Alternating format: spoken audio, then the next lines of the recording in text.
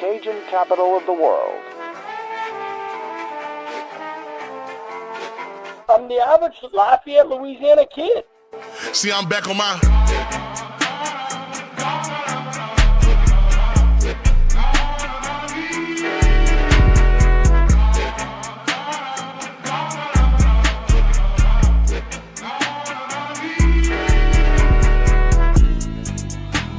Hey, fellas. Hey, Brady Review said, congratulations. Say what's up, y'all. Yeah!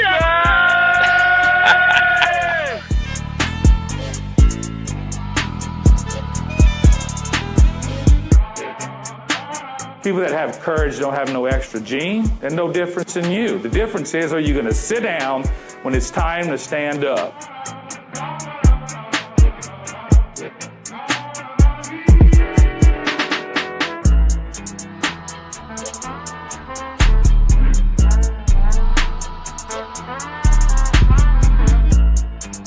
Ladies and gentlemen, welcome in to Rage and Review.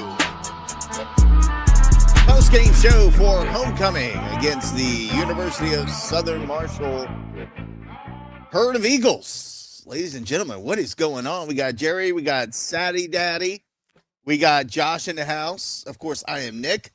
Didn't hear a whole lot from the Southern Marshall fans all week.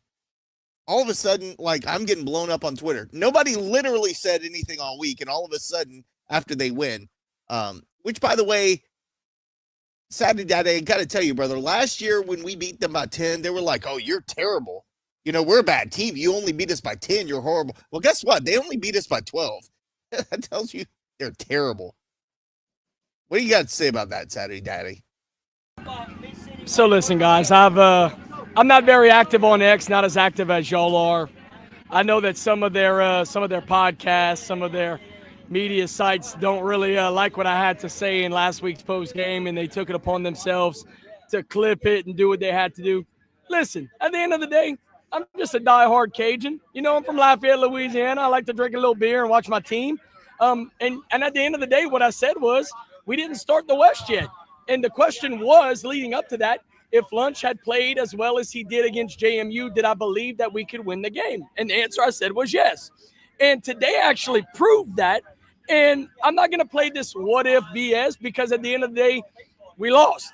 And honestly, they gave us every chance to win the game today, and we lost. It was a massive disappointment. So a tip of the cap to Southern Miss, my point is that you wanted to give me a lot of hate because of some of the things I said and some of the confidence that I had coming into this game and to the West. Guys, listen, Southern Marshall or Southern Piss or whatever you want to call yourselves, you beat us today, tip of the cap. But if you can't admit that you gave us every opportunity to win the game today and that you played a bad game today, then you're just as delusional as you think I am. Because y'all were awful today and we were worse. So that's all I got to say about that. Tomorrow morning, I'm going to wake up and take my family to church. So y'all can judge me online and social media all y'all want. It does not affect my heart, baby. I know who I am, and I know the people that I associate myself with. Y'all can take your little happy ass back to Hattiesburg and enjoy your time over there. I'm having a grand old time in Lafayette, Louisiana, born and bred. Come see me if you want to talk your shit. I do want to say congratulations to Southern Miss. They obviously had I wouldn't say they had a better game plan. They played less sucky than we did. And I think the Southern Miss fans, Southern Marshall fans, whatever, that are in here can say they did not play as good as they expected to come into Lafayette and play. Had they played as well as I think they've got the talent on that team, they would have absolutely kicked our ass. But in the end of the day, congratulations to them for winning. But I'm just taking a page out of your book, guys. Last year we said a win is a win, and y'all said how much we suck because we only beat you by 10. Homies, y'all only beat us by 12. Difference, Jerry. By the way, they still have to get to Hattiesburg. They're dying a fire than there. But Jerry, go ahead and take it away. Your thoughts about the loss today.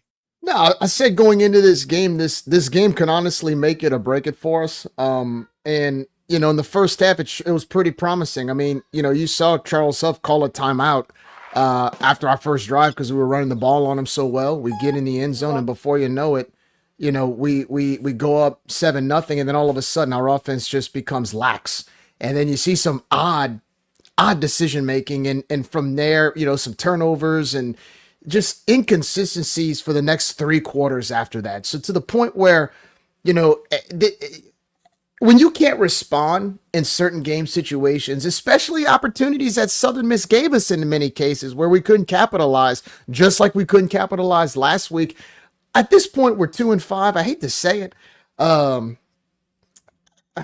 I'm We're not a good football team. I'm just accepted it. Yes, you said it for me. We're just not good. We're just not good. And look, man, I see a lot of Southern Miss fans on here. Look, congrats on the win. I remember last year, whenever you guys were, I think y'all were like 1-5 or 1-6, and y'all just kind of said, it's at the point where we've accepted where we are. I'm where y'all were last year. I've just accepted where we are. We're at the point now where, look, we're depleted on the offensive line. Our offensive scheme is so up and down. We're so inconsistent. And now, I knew going into this game that we had a team that was good enough to win the rest of our games, but was also inconsistent enough to lose the rest of our games. Now, I don't know where we go from here. I don't know what's going to happen from here.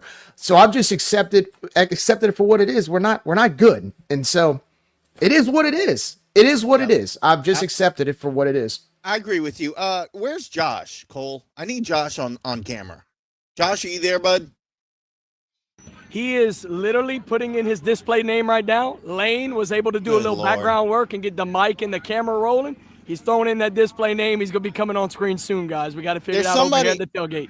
There's somebody who I just added to the chat in the Twitter Spaces that I definitely want him to be a part of that conversation. But before we get to that person, let's welcome in Terry. Unmute yourself. What's going on, bud? What's up, guys? Not too much, brother. How are you? Hi, Terry. What's up, man? Yeah, today wasn't a good day, man. And I'm with you. I just accepted what the team is. I accepted this after we lost to Eastern Michigan. Like that, we're just not going to be a good team. And I think we have talent after watching a while. Shout out to Maroon and Gold, my favorite Texas State fan in the chat. I know he's listening. But yeah, I just don't know. We're not a very good team. But if we had solid coaching, we'd be 4-3. I mean, you have talent. We'd be. I mean, does anybody nod that if the coaching was even slightly better, we'd be at least 4-3? It's funny because Dan McDonald said this on the broadcast, and he said something like, "Oh, we're so close to being 4-3." No, we're not, man. Because I feel like we find ways to lose games. So let's get it out the way. Southern Miss, outside of a missed field goal, was just, I mean, they executed when they had to. You can't allow on 3rd and 14 in the freaking end zone. You bring the house and then leave one of their wide receivers uncovered. And they made it look like Braylon Braxton made the catch, the throw, the century. Bro, guy was open by 20 yards. Like, I give the guy credit. He hit the receiver. But holy shit, our guys were 15 yards behind him.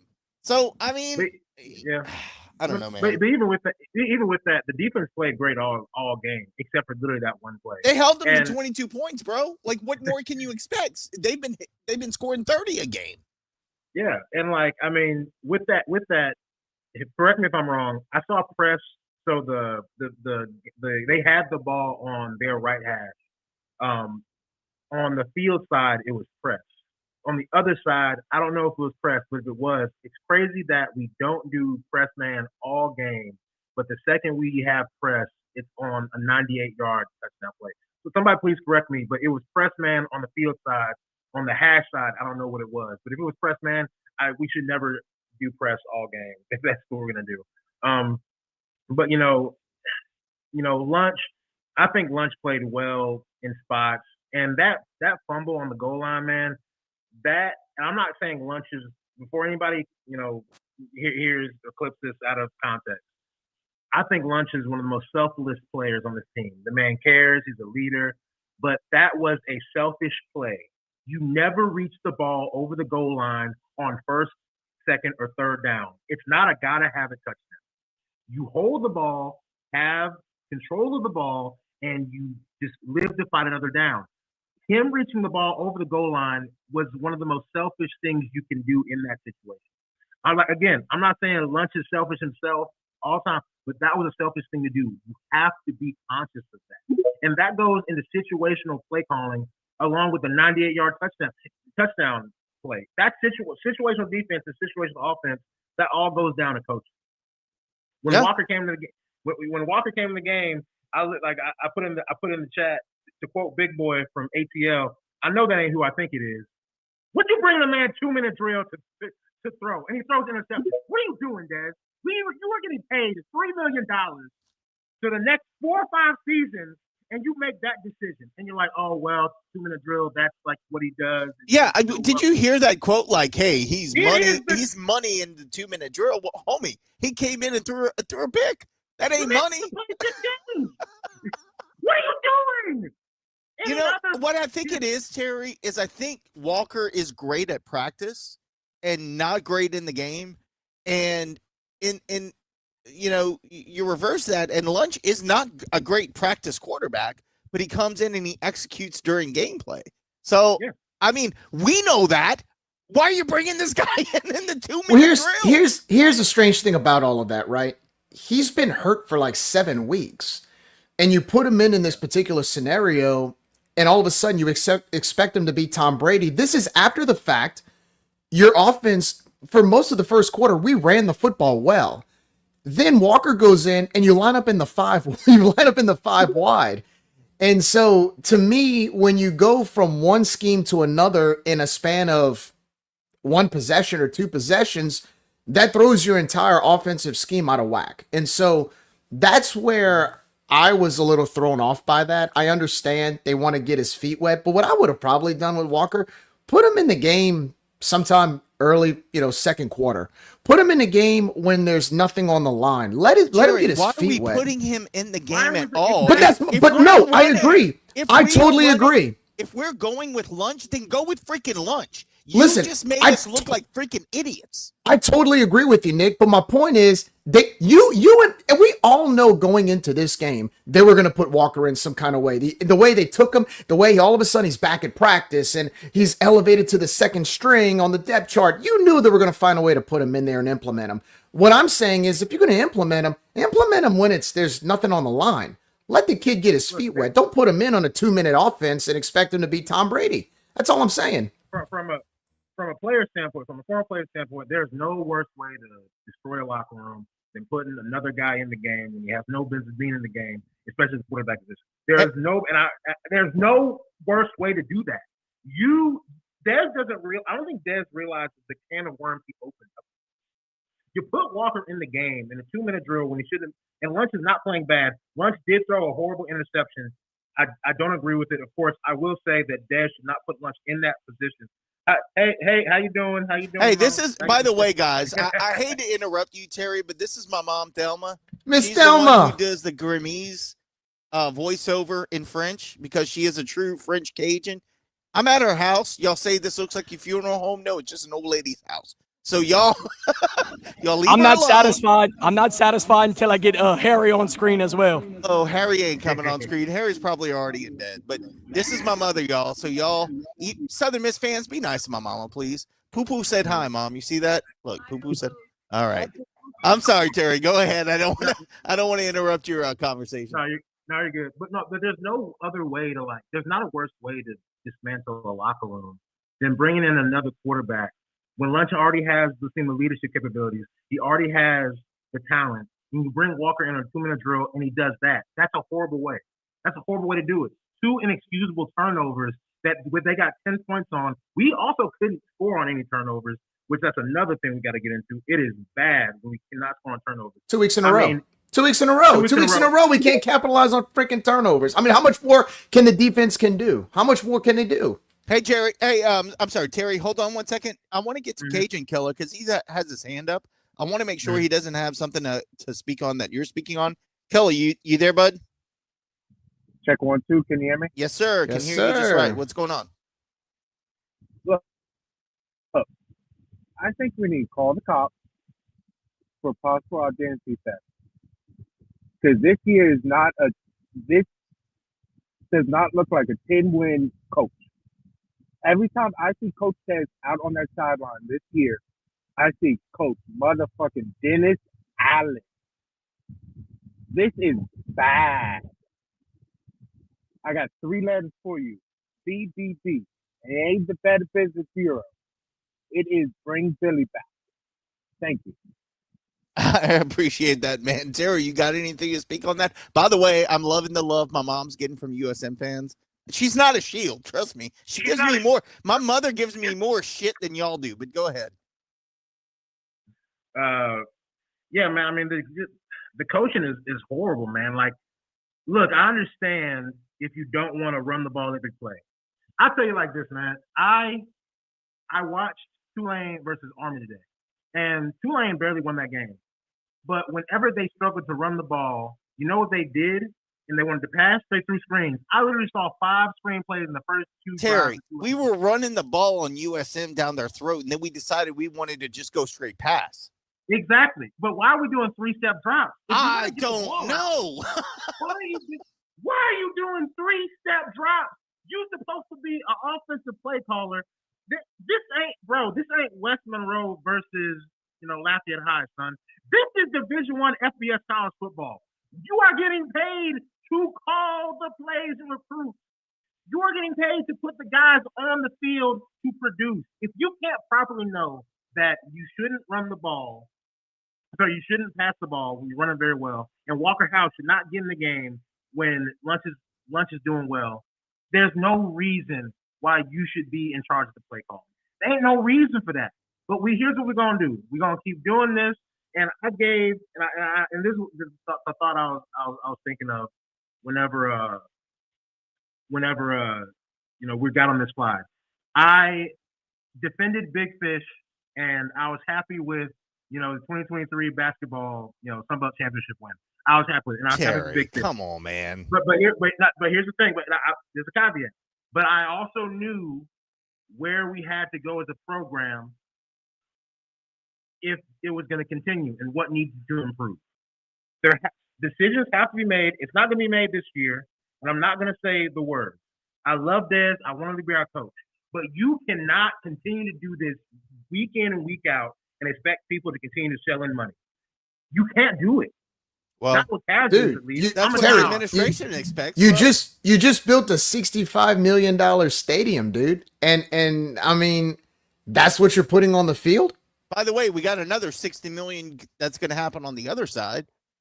Yeah, and I mean it's frustrating. And I mean, back to the game. I mean, did y'all see our defense played well, but the offensive line of Southern Miss was getting such a good push. Their running backs were literally jogging in the backfield, finding hope. Yeah, the guy with the boy shorts on that was running it down our throats. Like he lit it. Like our defensive line has been anemic all year. Yeah, I mean, I'm surprised. But again, Terry, you got to think of are you talking about our offensive line or our defensive line? No, our defensive line. Yeah, okay, I got you. Yeah. They gashed us. They gashed us in that first possession. But we can't stop that. You saw what they came out trying to do. They came out trying to run it because they know we can't stop it. High tempo, gash down the line. I mean, they gashed us in that first drive. That false start penalty saved us, I think. Yeah. Hey, Terry, let me cut you off real quick because I do want to get to RC. I mean, obviously, mute yourself because I do want to hear your points. But I got to hear this. I want to hear RC, and then we got to go to Josh because we haven't gotten Josh's take yet, and I do want to get his take. But go ahead, RC. CJ will come to you after this. Go ahead, RC. What's going on, man?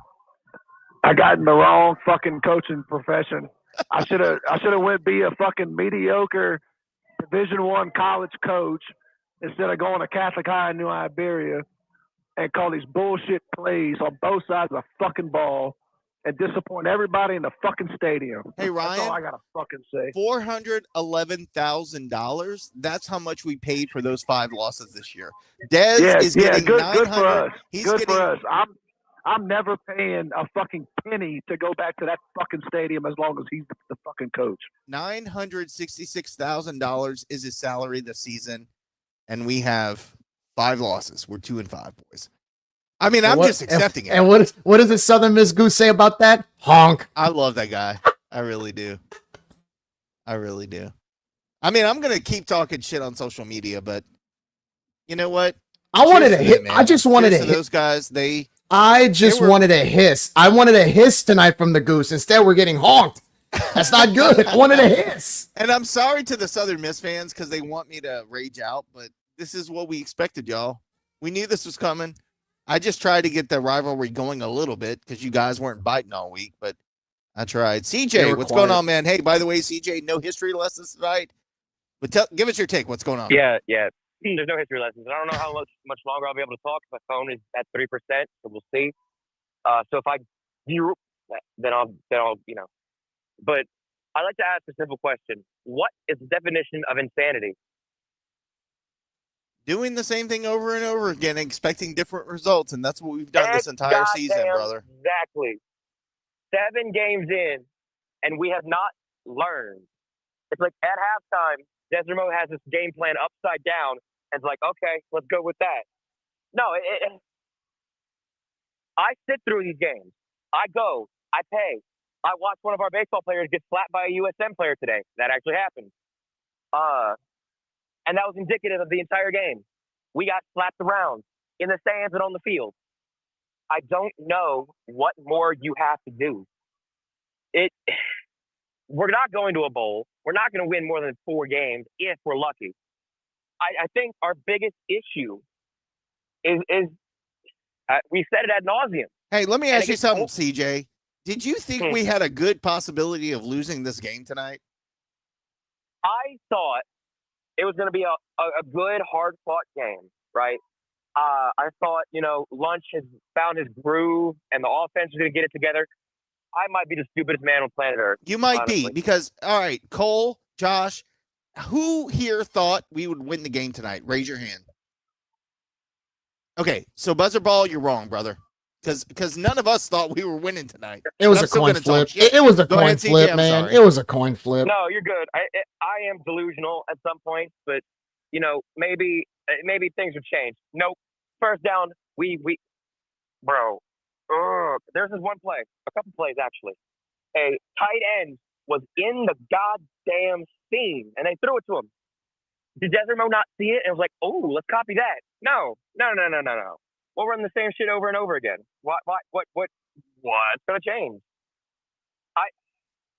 It's frustrating to watch, and it's frustrating to talk about the same things over and over again. Lunch is great. Like, Lunch has this Lunch plays. Yeah, CJ's phone just died because he had 3%. But I get what he's saying, man. And Josh, I want to go to you because you haven't had a chance to chime in tonight. Oh, the softball has been lobbed. The softball has been lobbed. Brother, Joshua Cole, talk to us. Please talk to us a little bit. What's going on, brother? I'm excited to have a conversation about what I just saw. I'm live. Well, I can hear you through Cole's microphone. I can't hear you through your microphone. Oh, now I hear you, I think. Okay. All right. I hear you through something, brother. How am I now? Am I okay? Good. Better. Yep, go ahead. Okay. When your best players are getting burnt on a 3rd and 14 from the 1-yard line, and you throw a 99-yard touchdown to basically take all spirit and morale out of your defense, I don't see how you recover from that. I heard a lot of people talking about Lunch reaching the ball over, and I know Terry said it was a selfish play. I'm one of the few times that I'm going to disagree with Terry. The offense was doing absolutely nothing. Bupkis. Well, let me rephrase that. The running game was going as we wanted it to go, and for some unknown reason, Des decided to start throwing the football. So when we got down in the goal line, I assume that Lunch says, if I don't punch it in right here, we probably aren't going to score. And I think that he felt the urgency of the football game. And if everything we've heard out of practice this week is true, his hand was hurt. So I'm not going to fault a guy. I'm not going to fault a guy for trying to make a play for his football team with a hurt hand. And of course, I don't know how bad the injury was, but was it a turning point in the football game? Absolutely. I do want to turn your attention to something that's a little bit off the field, but something that's egregious as some of the shit that occurred on the field. How do you not have a camera on the goal line? We have spent $40 million on this athletic department, and you don't have a camera on the goal line to do a replay of a fumble at the 1. Now, that's way more important than Lunch being hurt and making a play on the ball or trying to score the ball in the touchdown area in the red zone. That is way more important. So we're having the wrong conversation when it comes to that fumble. I'm sorry. If the man is hurt and he's trying to make a play, I'm not going to be upset about that. I would also like to say that in the first quarter, when we had it, I think it was 4th and 1 on about the 1 or 2. We went for it. We scored a touchdown. I remember there was a whole lot of conversation last week about how we should kick the field goal rather than scoring the touchdown. Yeah, well, it so worked he's this here, week, and right? everybody was I'm very out. excited. No. You talked already. Don't try to start an argument with me. Don't do it. Very excited about the touchdown. But Don't do it. Don't do it. Don't. The aggressive nature of Dez's calls were correct, as they were last week. But this week, we actually showed our ass a little bit in the first quarter. Now, as we progressed throughout the game, we made some bullshit change. Like the changes that we made in the offense made absolutely no sense. For example, Zylan Perry is getting, 7-8 yards a carry at one point. Now, he did go to the sideline probably 3 times in the first half grabbing things. And Cole and I talked about the fact that it looked like he wasn't very healthy. We didn't see him very much in the second half, and that kind of changed the offense. However, Bill Davis is a capable running back. Lutz Renfield got 19 carries for 98 yards. We just looked it up. Why does Lunch have more carries than your bell cow back? It makes absolutely no sense. You're running the ball. You're spreading them out. They're not being able to tackle you. And your answer is, fuck it, let's throw it deep. Hey, on one-on-one, just throw it deep. What are we doing? And look, I got a story for y'all that everybody's going to appreciate. I'm not going to name the player, but it was a Napier-era wide receiver. Had a conversation, saw me in a concourse. We started kind of going back and forth. We walked down to the field. He is going to tell me what we're going to run before the play is called, because he's telling me we're running Napier-era 2019 offense. And he's telling me how we're doing it. I was like, holy shit, he's right. We walked down to the field. Before the ball is snapped, before we're ready, the ends are calling stretch right, stretch right, stretch right. That's what we did, boys. Hike, stretch right. Listen, I know that Napier had a ton of success here, and I appreciate him for him, and I appreciate him for it. I'm happy it happened.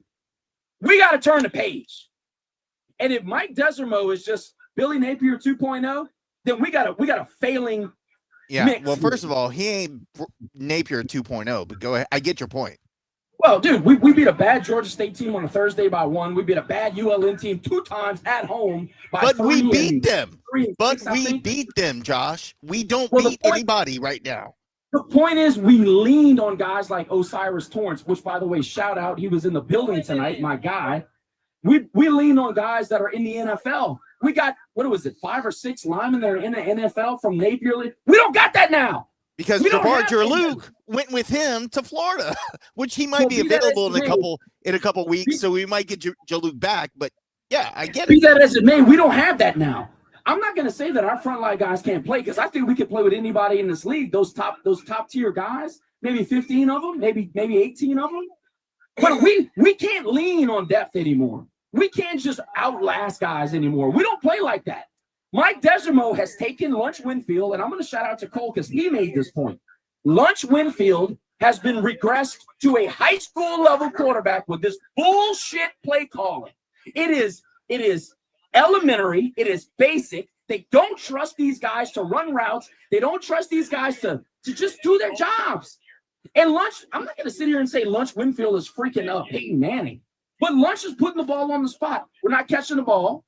We're not executing, and we're treating Lunch Winfield like he can't run a freaking offense, and it's bullshit because he's our best opportunity to win right now. And y'all talked about Walker. Hold on. Yeah. Y'all talked about Walker for way too long. Walker does not matter in this offense. It is absolutely – we shouldn't even be talking about Walker. He threw 4 passes. 1 of them were good. He threw a pick before the half. You've got to know as a guy that has been in 3 programs, you're a 4-star, recruit or whatever the hell that means, and you've been in college football for 4 years, and you've been sitting on the sideline for 6-7 weeks. You've got to know you can't throw that football over the damn net. Josh, let me and even worse pass. Before you go on, I want to read the actual quote from Dez. He said at halftime, okay, you ready? He put Walker in because the 2-minute drill is his world and wanted to get him going. Get him going for what? Who's going to put him later in the game? Did Dez watch the Marshall game?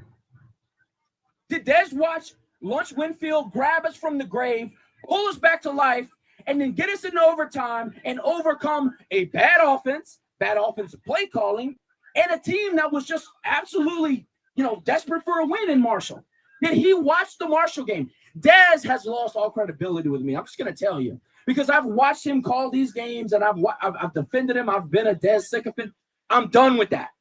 He has regressed the best quarterback. How does Lunch Winfield, with the tools that he has, and y'all seen it long enough, how does he sit behind Daniel Beal? I'm sorry. This is 3 games where we have seen Lunch Winfield be effective in multiple levels at multiple times in the game, where he's affecting the outcome of the game. Okay. Let me ask you this. How does Daniel Beal take the nod over a guy like that? And he played hurt tonight. What kind of offensive scheme do we run? What kind of offense? Look, you take. Listen. No. You take out. You have Lunch in there. You have a Lunch in there who's a dual threat quarterback. You take him out and you put Walker in and line up in the 5 wide. But that makes me wonder, what kind of scheme do we run? What's our offensive scheme? Well, Jerry, it depends on the quarterback, because apparently we don't think that Lunch has. Let him say a bunch of dumb shit. You say something smart. Josh, were we not told that? Oh, well, Lunch is not going to be the starting quarterback because he can't get the whole playbook, right?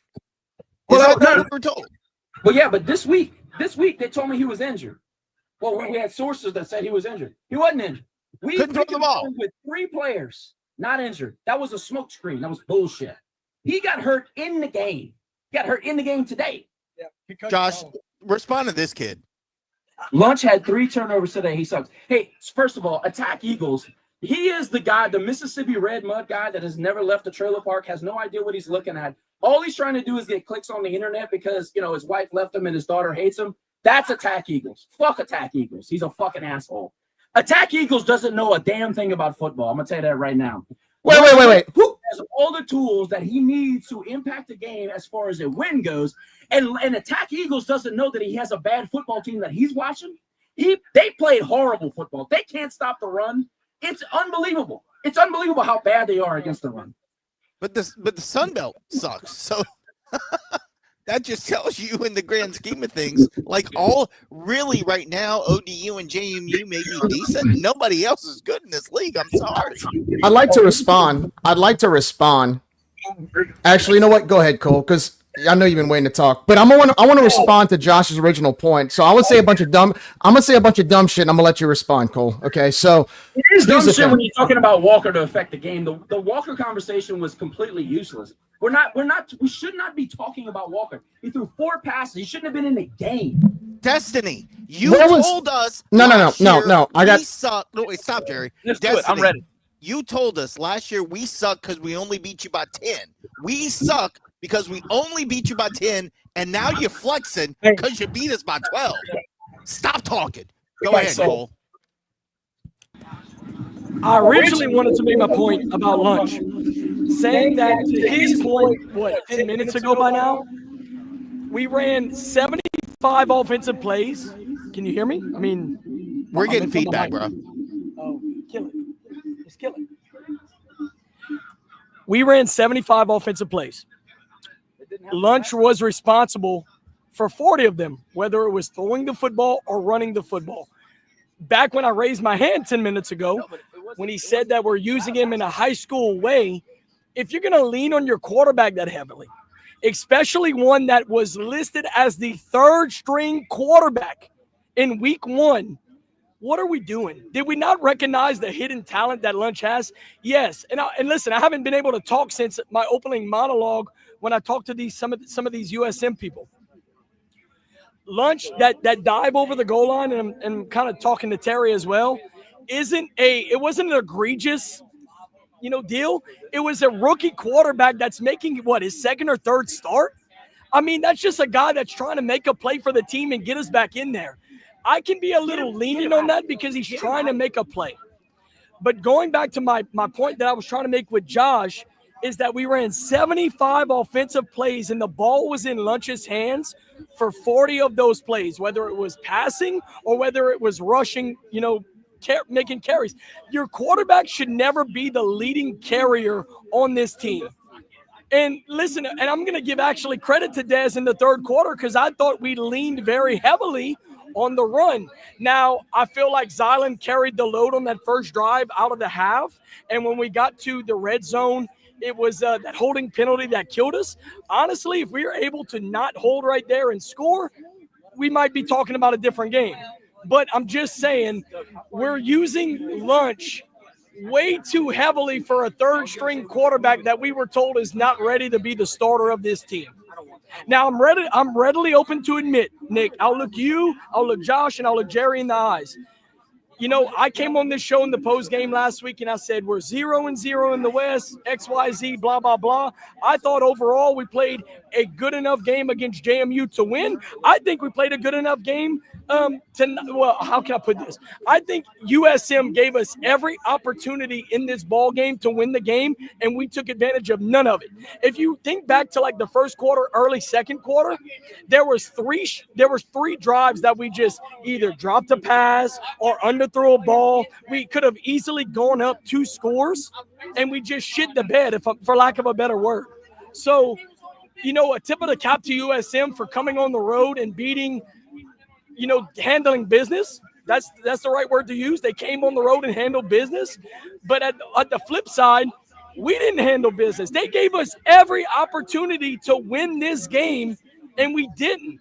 And unfortunately, apathy is starting to set in, and I think that's very evident with these comments. And Terry's a former player. Everything he's saying, he has been so involved in this program. He played for this program.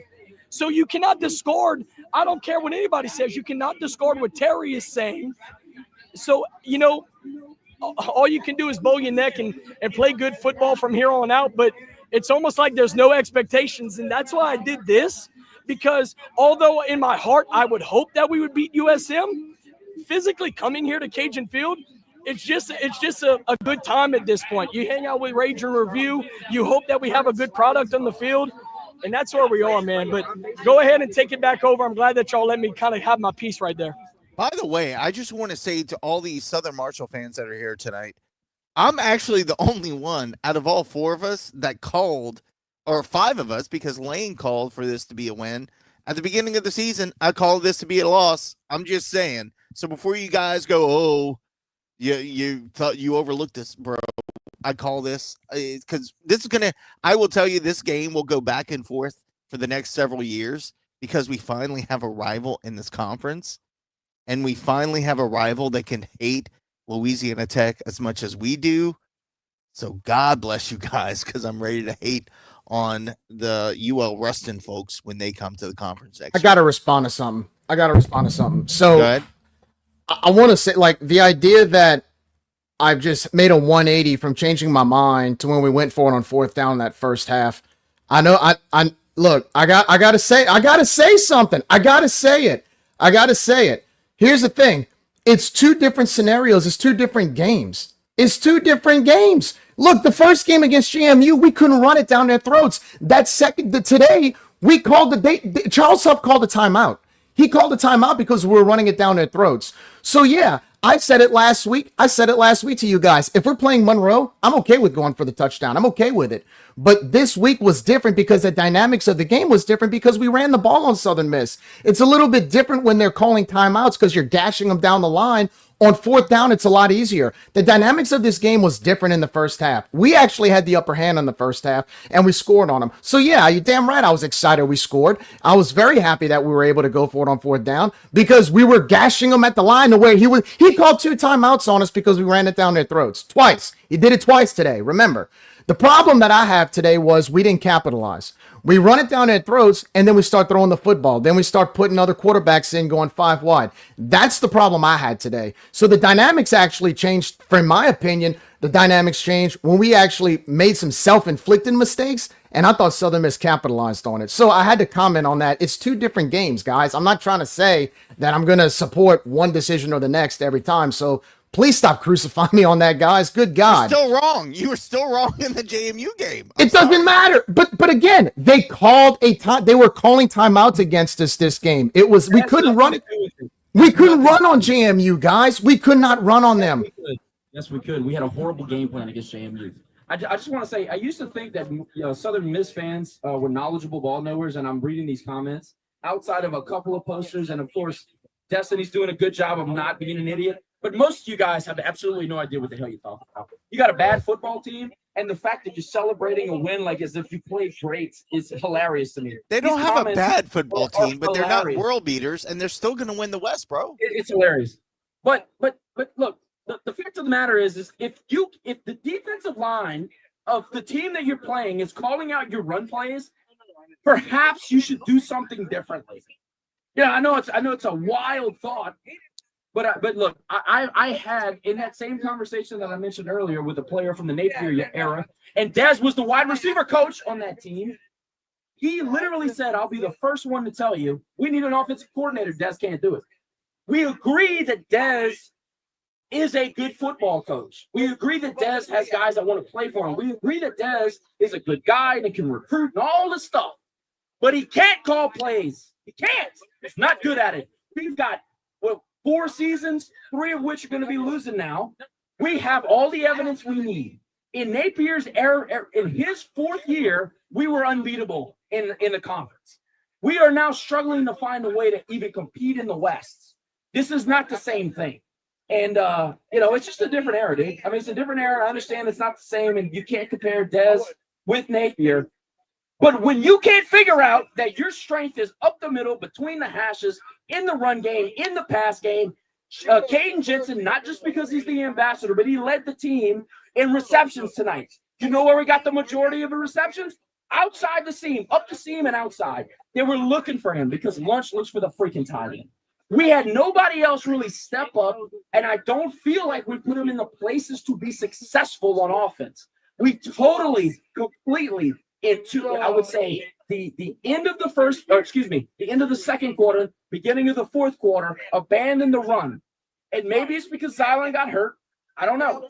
But don't you got Blanco and Smith to show that they can play behind him? I mean, you can't tell me that we got a lack of talent in the running back room. Can't tell me that. So if Zylan Perry's your entire offense, I mean, look, I'm trying to find a job where I can get paid $1 million and have one guy do my job for me. But dude, Zylan was clearly hurt tonight because every single time he had a carry, he went off the field and been over. He was in pain. Well, he hasn't Why are we rushing guys back? He hasn't been full go since camp, and I think it's a panic thing. It goes back to the same conversation we had about Walker. I mean, why are you rushing the guy back into the offense? Talk about them being 1-11. What's the By the way, Josh, what's the difference between 1-11 last year and where they are this year? Because they bought a team and their recruits and their coaches? I'm more worried about us than I am about Southern Miss. I could care less. I can tell you this. I got on this show probably 3 weeks ahead of the season, and I said, Tyree Skipper is an NFL strong safety. I said that over and over. I said he's the best strong safety in the league. I did. And then Cole and I were watching the replay on the All-22, and it was so clear because we thought that Brent Gordon got burned. And then we watched the coverage, and as soon as the ball released from Braxton's hand, Skip put his head down and started running as hard as he could. He got burnt. You can't have the leader of your defense get burnt like that on a 3rd and 14 on a play on the goal line at the end of the half. That just can't happen. You can't win games like that. You can't win games like that. When your best player is not playing good football in situational moments where you can win or lose, you can't win. And then, by the way, everybody loves Walker. Everybody loves Walker. Y'all want to talk about Walker? Walker walks in the football game and makes rookie mistake after rookie fucking mistake. And y'all can argue with me till the cows come home, but I'm telling you, you cannot throw a fucking pick over the middle with 13 seconds left in the goddamn half to give them 3 points. You can't do it. You can't do it. I don't care if you're good or bad. You can't do it. We've been coached that since pee-wee fucking football. Terry, you've been holding on a while, buddy, and you've had your hand up. What's going on, Terry? I know you have a lot to say. Fuck dams.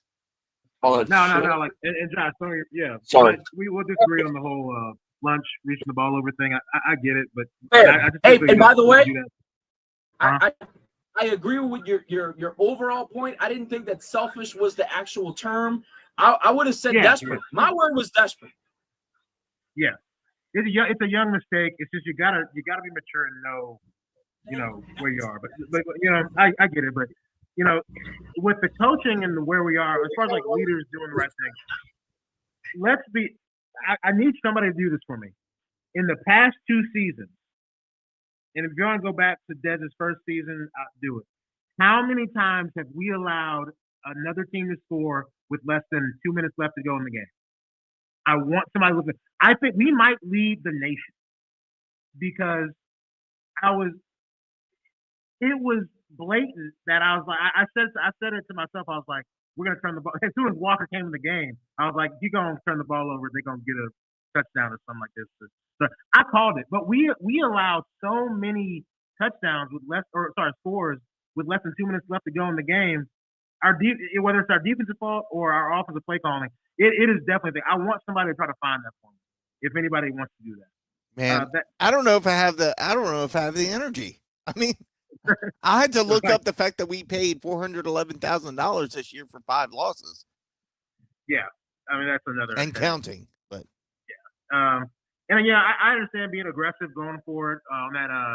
We had the play call early in the first half and we went for it. It was 4th down. The wind was coming from the tunnel, so Dez didn't want to kick it. I understand. We have guys in position. Who was it? Was it Williams or Robinson that fell down? We had the first down. Yeah, he just fell. It was the play call was there. He just fell down. So it's like it doesn't matter. We have the perfect thing dialed up. Guys just can't execute. Can't get any type of points off turnovers. Got to execute on 4th down. I mean, again, I'll say this till the cows come home. I know somebody from the administration is listening to this, so listen to this very carefully. Update the damn commercial.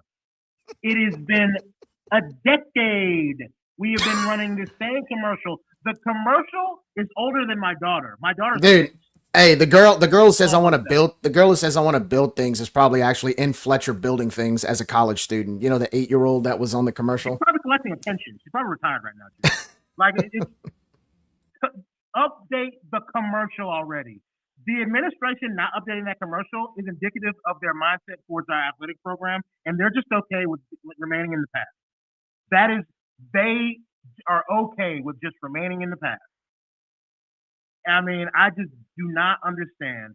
I mean, look, the last thing I'll say is I can't defend any offensive player or really any good player on this team if they do not want to, if they have more years of eligibility to stick around on this team. If Dez cannot call better offensive plays, I can't convince Caden and Zylon and Bill and like Lunch/Walker to stay around. If you cannot do what you can with the talent that you have and call better play calls, who would stick around for this? It's hard enough to get fans to get interested in it. You got to get these players. You got to keep recruiting your own players. How can you keep recruiting your own players to the product that you have right now? I've been saying that because you got somebody like Caden who can play on Sundays. Playing under this offense, that's hard. Hey, but before you close out, hold on, Mom. My mom's here. Hold on. What's that, Mom? Oh, Destiny said that she's sorry to. Oh, you hate her too? Oh, because she's Southern. Okay. Yeah, my mom hates her too. Okay, sorry about that. Go ahead. No, that was it. Look, the last thing I'll say is for the guys that continue to wear the vermilion and white, I love you. For the coaches that are still here, please just win. I will support this team regardless, but something has to change. And admin, get your shit together and update the damn commercial. Shoot it on your iPhone for all I care. I don't give a damn. Make a new commercial. That's easy stuff, Terry. That is easy stuff that we continue to miss on because we don't. Here's a problem with our entire athletics department. We don't pay attention to details. Like, I swear, we have so many updated things. The building that I went to school in is totally updated now that 10 years later. That's all I got to say. Update the damn commercial. All right, CJ, you're back. I see you have your connection back. What's going on, man? I'd like to first apologize for letting my phone die. Oh, good, bro. You were at 3%. We figure what happened. Yeah, I'd like to harp on Terry's point of something has changed. What exactly can we change at this point? Can we give the offense to somebody else? Can we? I also want to harp on the point of recruiting our own players. If Dez is too stubborn to give up the play call, maybe it's time to start looking for somebody who is willing to give it up when he knows he doesn't have it. I'm not saying fire Dez directly. I'm saying give up, shit or get off the pot, basically. Well, what can we change and what will we change are two different questions. Because what can we change? We can change everything we're doing that's preventing us from winning. What will we change is nothing. Because we have people who are stubborn and will continue doing the same shit that doesn't work, but they're the smartest man in the room and we're all idiots. That's the problem. Right. And then yet when like people like Will come in and start questioning it and pressing it, he turns into like a World War I soldier. He's got that shell shock. Like, oh, I didn't. Like, you're getting out coached by everybody. Every single. Hell, we probably even got out coached by the Nice at a certain point. It's,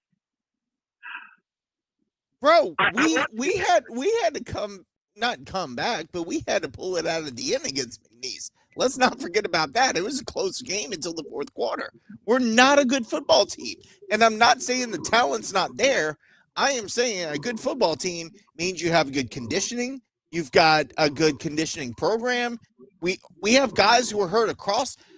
When Napier was here, you never had an entire roster on the offensive line an entire offensive line injured. We never had that under Napier. We never had more than 3 or 4 guys injured. We've got that now. Why is that? And it's indicative when the fucking long snapper is not even playing. The long snapper. The person who's least likely to get fucking hurt on the football field. How is the long snapper getting hurt? I don't know, bro, because that goes back to, again, training and conditioning is not where it was during the Napier era. And I'm not saying, look, let's be honest, guys. When Napier was here, we had an SEC light coaching staff, and we had an SEC light training staff and conditioning staff. And then we went budget higher because Napier supposedly said, oh, go with Dez. And then he took all our coaches and everybody on staff. So we've never recovered from that. The fact that we listen to somebody that's got their foot out the door and leaving, and our administration listen to them, to hire somebody, that needs to be studied even more in depth. But Terry, let's go back, Terry, to the fact that we have a guy here who is running the same. He's trying to run the same play calling and everything as Napier did with different freaking talent. Like, you can run that offense and defensive scheme when you have SEC caliber guys for almost an entire roster, but when you've got a few, P4 types of talent, and then the rest are guys who are up and coming, you got to coach to the talent you have, not coach to the talent we had in 2020. Like, that's the problem I have. We're coaching and acting like we're still a CFP-ranked team back in 2020, 2021. We're not coaching like we have guys that we have to develop. That's the problem I have, Terry. And to harp on this point, development, man.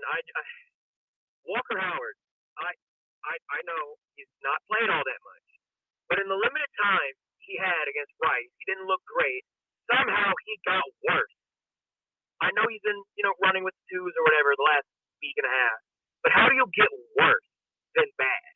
He only had 4 plays, and 3 of them were not great, and then he had a turnover. But why are we even bringing him in the game at that point? Right. Just let him heal. Like, he was supposed to be done for the year.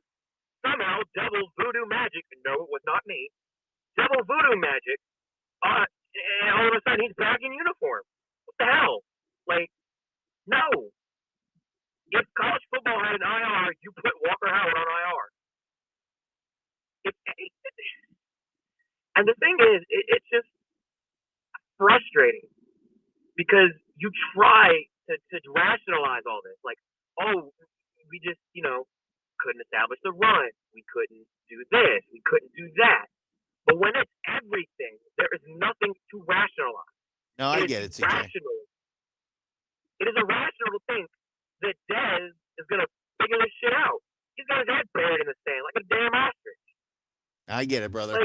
Hey, we got to move on because we have guys popping up. So let me move on. But go ahead, mute yourself. Yeah. I want to ask you, Jerry. I mean, where do we go from here? We lost to JMU, who, I mean, what Sunbelt team have we played this year that we looked at and said, man, they were really, really good. Now, JMU's defense was what we expected. They were pretty good. I know Josh likes to say everybody sucks, but I thought they were pretty good. There's no team in the Sun Belt that I'm looking at and going, man, they're going to run away with it. Maybe ODU. I don't know, man. I would like to pass my answer to Cole. I want to hear what Cole has to say about this. Hey, you're muted, Cole. Let me unmute you. You ready? Unmute yourself, bud. Sorry, Lane was on the call last. I was just going to say, JMU blew the doors off of ODU today. The absolute doors off of ODU today. So in the East, it is definitely JMU's race to lose. And as far as we're concerned, and this is why USM is being a little soft on us tonight, is because they need us to beat Troy next week because it's a two-horse race in the two-horse race in the West now. We ain't beating Troy next week, brother. There ain't nothing giving me confidence that we're going to go on the road and beat Troy. Jerry, your thoughts? You had all kind of thoughts about your pick. You're going for it last week. Nothing? No, I don't know anything. So, keep talking. Go ahead. What was the score? I literally haven't looked at another Sunbelt score tonight. But apparently James Madison dog-walked ODU. What happened to ODU, man? Because they were looking so good, bro. Listen, I think after last week, they had that big letdown against Marshall. Yeah. So listen, guys, we're having board issues with the speaker. I hope there's not back feed. If there is, I apologize. It's okay. And I'm not the one running the board. I apologize. Like I said, I have no admin. But I think with ODU having that big letdown against Marshall, it just kind of snowballed into what you saw today against JMU.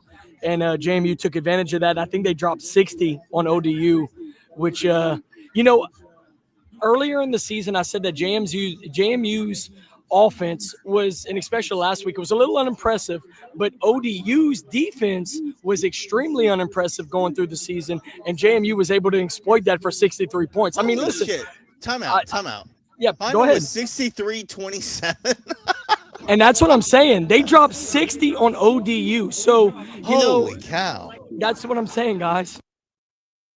Like, here's the question I have.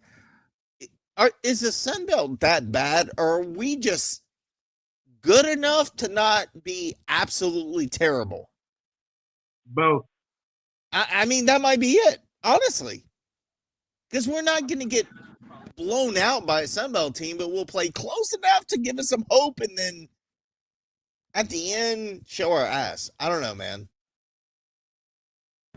So listen, we haven't. Oh, I'm sorry. I was just gonna say, if there was dead air, we didn't really talk about the defense tonight. I thought the first half of this game, the defense played their most complete half of the entire year. Agreed. Yeah, I think they forced turnovers as we needed them to do to stay in this game, and like I mentioned 2 or 3 times tonight. I really think that USM gave us every opportunity to early on take a 2-score lead, and we just continued to drop balls and underthrow receivers. And a problem with that is that Lunch is still young. What is this, his second or third start?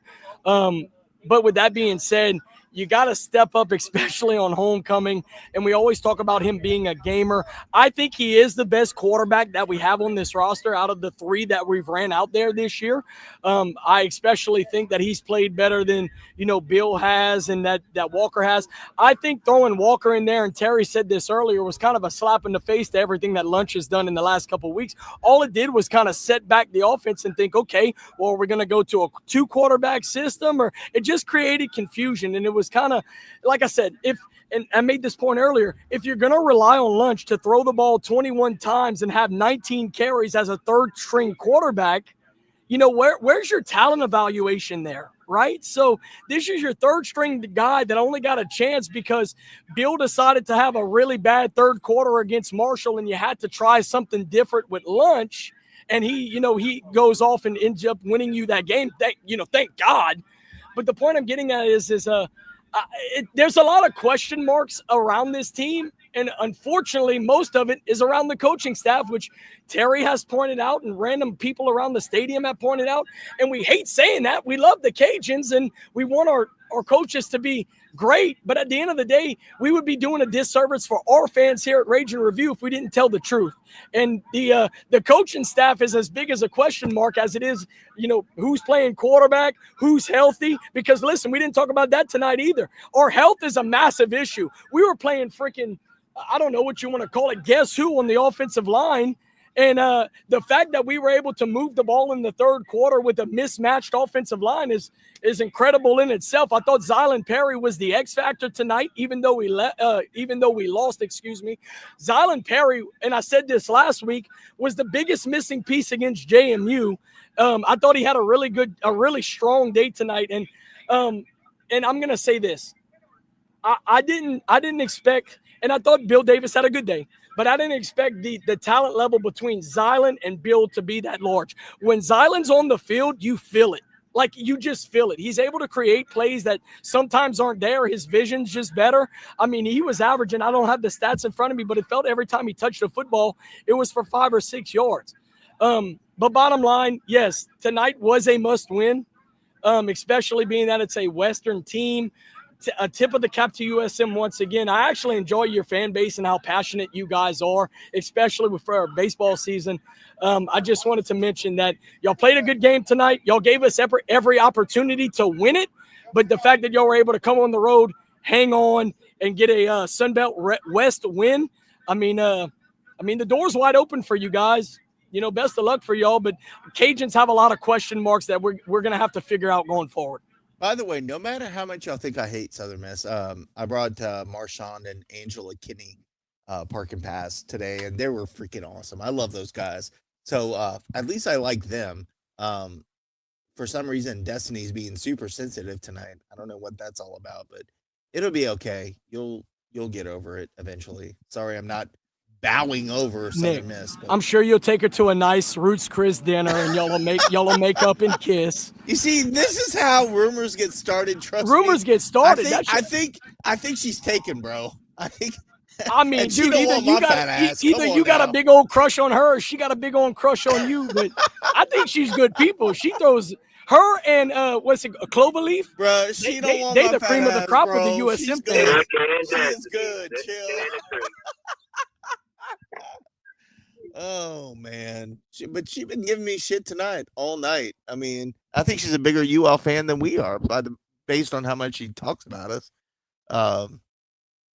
Man, this has been fun. What is Lane doing over there? I just want to share this because this is Lane. So when Lane's not on camera, this is what we see.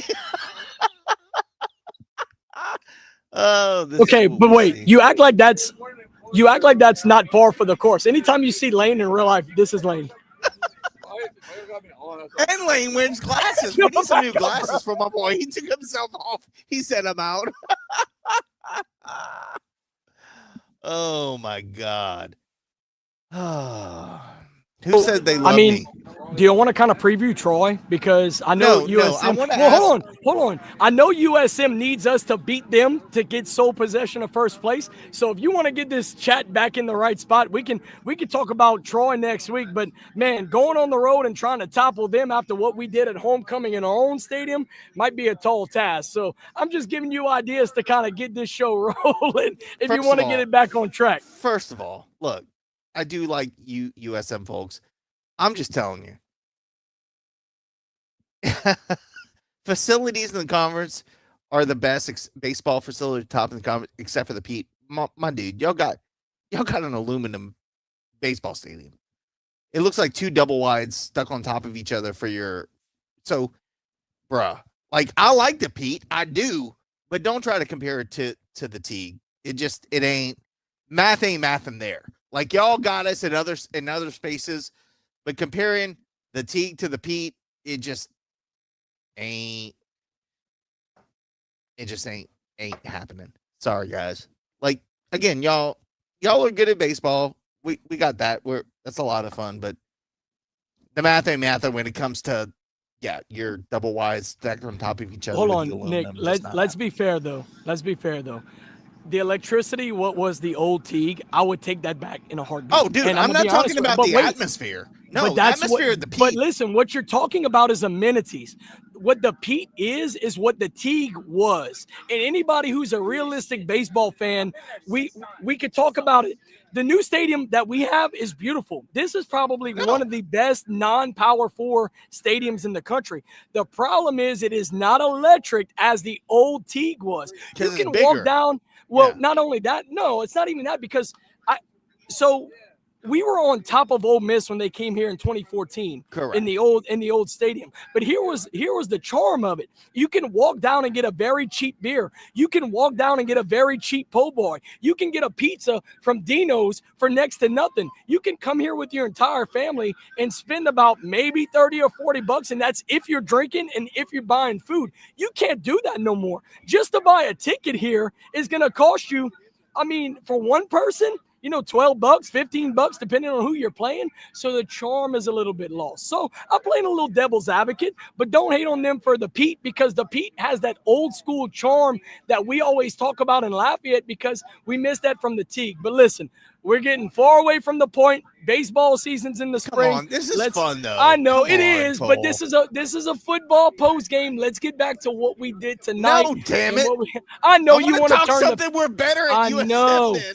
Well, then let's talk basketball because that's the closest thing. I always say at the end of every show, Coach Q, we waiting on you. Look, my hands up and I'm praying for you, baby. The Cajun Dome needs to be rocking with 12 grand strong, but. Baseball season's in the spring. We could talk about that later. I just wanted to give a little love to the Pete because it's one of those hidden gems that has a lot of passion and love in it, even though it's not a top-notch amenity place. Like ours, right? Like right. ours. Just saying. Oh, man. I love playing Southern Miss. I really do. I hate him, but I love him at the same time. I'm literally cannot wait till Louisiana Tech comes into this conference. Because I feel like that's just such a natural hatred between both of us. I love that you said that because we have so many USM fans in the comments tonight. They have so much to say. Can y'all explain how y'all dropped the game to Louisiana Tech? Because listen, if we would play Louisiana Tech today, you know how I did like this? I think we might win that game. So, I mean, did y'all just play your JV team? I mean, if we're going to get the ball rolling in these comments and y'all have so much to say, how did you drop to Tech? And Tech's better than us right now, overall. I don't know because they lost. They got blown out by Kennesaw. That was one of the most surprising losses of the season for me up to this point because I have a lot of respect for USM. I thought that them taking Huff from Marshall and basically the entire Marshall team. The Marshall team last year was a really good football team, and I thought they would be able to recreate that in Hattiesburg, which is what they're on the verge of doing. But the fact that you dropped the game to Louisiana Tech, man, that puts a real stink on that schedule. Coke son, I do gotta say, man, that's a UL graduate shit right there. I do have to say, I love you too, bro. You're awesome. I can't say a bad thing. And the goose is awesome too. Destiny, we're frenemies. Angela is so much cooler than you. I'm just saying, she was super nice. Just saying. Rally fog players are scared to step on a nail in the construction. I don't even. We got know anybody on the line, Nick, that wants to chime in with some of the stuff tonight? Well, I know that we got away from ball for a little bit, but I mean, at the end of the day, it is a post-game show, and if these callers want to call in and kind of express their feelings, I'm all for it. But I just wanted to make sure I jumped in and gave love to the defense, especially what they did in the first half. That was the most complete first half defense I saw this year. We had been begging to either stop the run or stop the pass, and they were able to kind of do both in the first half. In the second half, it got away from us, but it was more so because of that one chunk play from the freaking back of the end zone that we just had bad coverage on a 3rd and 15 from the 1 yard line. That changed the game. And I feel like we talk about a lot that there's always one play in every single game that changes the tide of our games. But that's not how it should be. If you play a full embodiment of a game, you should be able to overcome that. But, you know, USM able to hit I think it was 98-yard touchdown pass, 3rd and 14. I mean, that's just unexcusable from our defense. And I would like to say, you know, if you look at the broad view of it and you would say, hey, going into this game, you know, you're going to play a good game, but you're going to give up one chunk play. Can you survive that? I would love to say, yeah, you know, I'll take that bet every day. But unfortunately, it was a 99-yard or 98-yard touchdown pass in one of the most crucial times of the game. If you're able to get off the field right there, you would have had excellent field position, probably in plus territory with, I don't know if it was a 1-score game or maybe a 10-point game. But either way, that was a massive backbreaker. And other than that, though, I wanted to make sure I gave a little love to our defense because I did think it was one of the better games that we played this year. But unfortunately, the record's not going to show that. You're still going to end the game 2-5. Unfortunately, I don't have any problems and with our 0-1 defense. in the rest. Yeah, I would say the worst thing I could say about our defense is the play calling, especially the play calling on the when we had him deep in their end zone at 3rd and 14, and then we decided to bring the house and leave wide receiver wide open. You know, outside of that, and that's not their fault. Is that Doug Edwards behind you, man? What's going on? Hey, Student Eagle, I do want to hear from you, brother. If you could get on, so we have X Spaces open. So if you want to come over to X Spaces, just click on Request to Speak. We'd love to hear from you. Even though, Destiny, why do you never get on X Spaces? Why are you so scared of us? I'm just saying. And by the way, Austin, I'm not at grandma's house. I'm at my mom's house. She has gotten, man, if I could bring my laptop over there, I've got a memorial set up with my high school senior picture, some flowers, a statue for some reason. And I mean, it looks like a memorial to me. It's weird, bro. But I mean, my mom is 82. So yeah, she's a grandma. I give that to her, but no, Student League, we've gone back and forth a little bit. Would love to hear from you as well.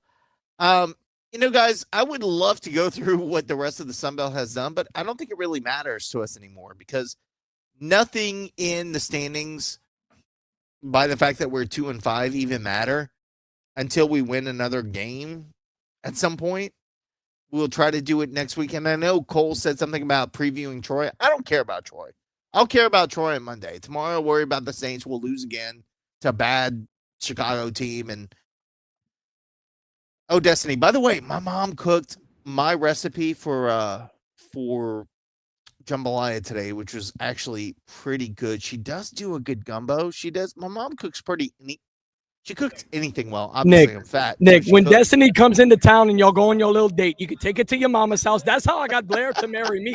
My dad's first words to Blair was, "God damn you skinny, we're going to fatten you up." And within the first 3 months, that girl was at my mom and daddy's house at least 3 times a week. I am so offended by this shit. Boomer, come on, bro.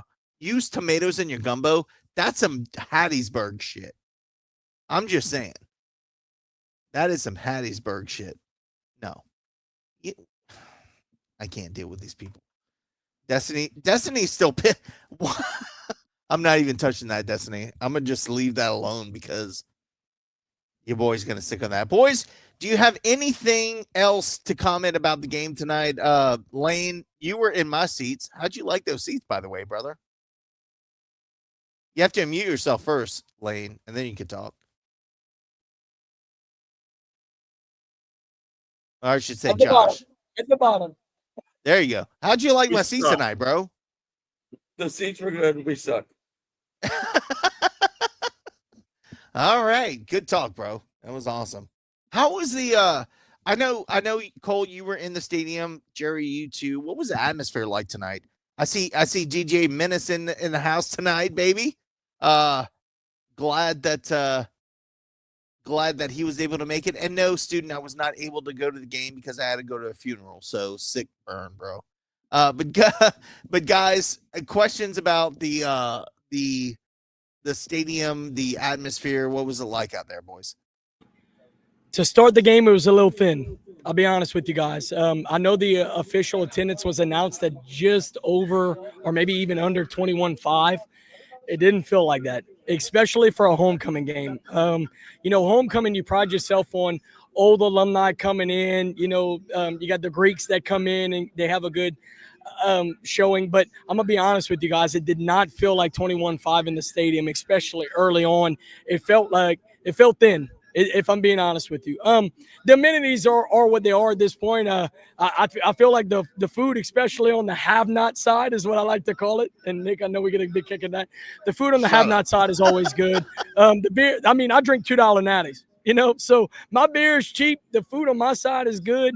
But I will say the attendance felt a little thin, especially for a homecoming game, especially with a game that we had to win against a Western rival. Listen, that's the great thing about USM. They are 100% our built-in rival now. When Louisiana Tech's going to come in and they're actually in the state of Louisiana and it's a West team. Oh, it's on, bro. It's on. But I can also say that might be the case for USM as well. They might hate Louisiana Tech just like we hate them.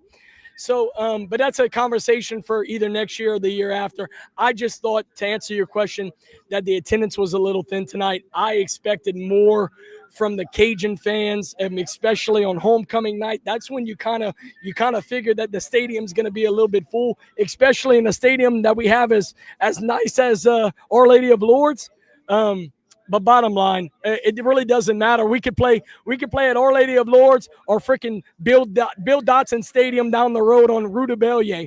The bottom line is you didn't get the win tonight in a Sun Belt West game, and now you have a monstrous hill to climb if you want to salvage this season. The problem is that the back half of the season does not get any easier, if I'm being honest with you.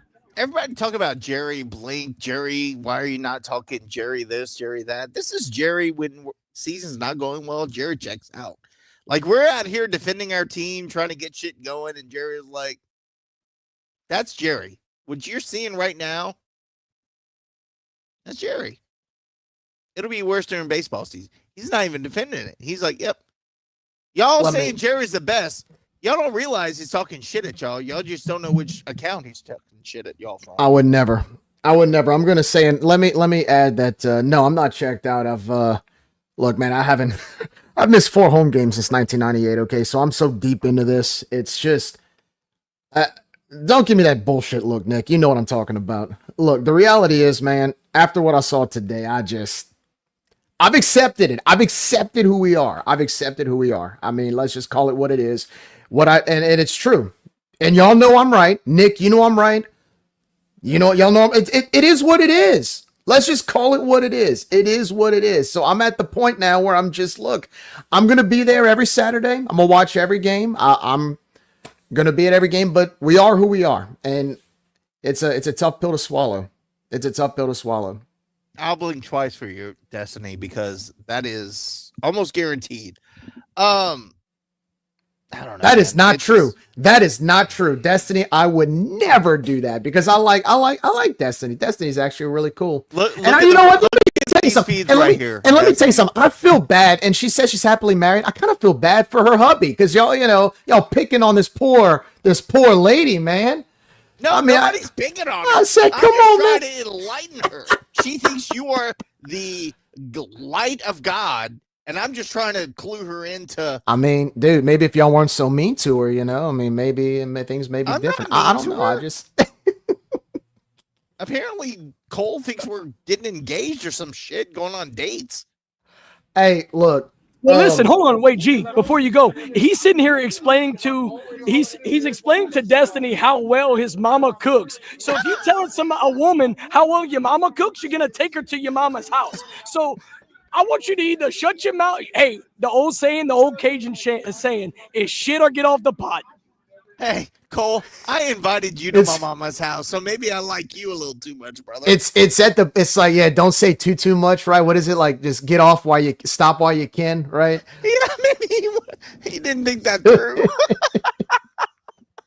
Oh my God, this is going off the rails. All right, I'm going to close the Twitter space real quick. Appreciate everybody. Well, no, I'm not going to because I see RF there. Okay. I do want to take RF's comment. Go ahead, Jerry, before we go to RF. I want to ask y'all, and this is a serious question. We got 5 games left. We're 2-5. Where do we go from here?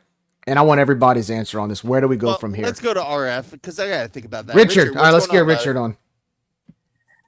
I like to build things. I want to explore. I don't even know how to come back on that. Dude, I'm telling you, she is in Fletcher right now, about to get her doctorate because she's getting her doctorate at Fletcher all right now as we speak. She's like 28, 29 years old, getting her doctorate. Because she, yeah. At the University of Louisiana at Lafayette. Yeah, it's just the worst, man. I know they have to say that, but anyway, man. Speaking of, the atmosphere was a little just off, and I'm right on the 50, probably 7 rows up. Yeah, you're right behind. Yeah, close to me. That's right. And there's probably like in section 123, there's probably 15 of us all together, and even people behind me that stand up, on. If not every third down, at least the crucial third and fourth down. Then there's just the buy-in kind of isn't there. It's more just like, and it's I get it. People are having fun. They're talking. They're socializing. They're not really like into the game like a diehard. Like every single play. They're just out there soaking up the environment, which is good on them. That's fine. I'd rather them be there soaking up the environment than be at LaFonda's or something else. Right. But Cole's about to do the jig. He's about to jig. Wait a minute. Sorry. Yep, Jay. there it is. Yep. That's Richard. Guys, Doug's gonna do it with him. No, Doug's not doing it with him. He's doing something. I don't know. Okay, he's doing Richard. jig, man. Now jig. Okay. Brother. Oh, Doug's doing the jig too. Okay. Well, he's trying to do the. All right, stop talking. Go ahead, Richard. So, obviously the two deciding factors of this game, or the two plays, was the 3rd and 13 on the freaking 1 yard line where we let them get behind us. And look, the defense is so solid. I mean, it happens. It's just one of those things.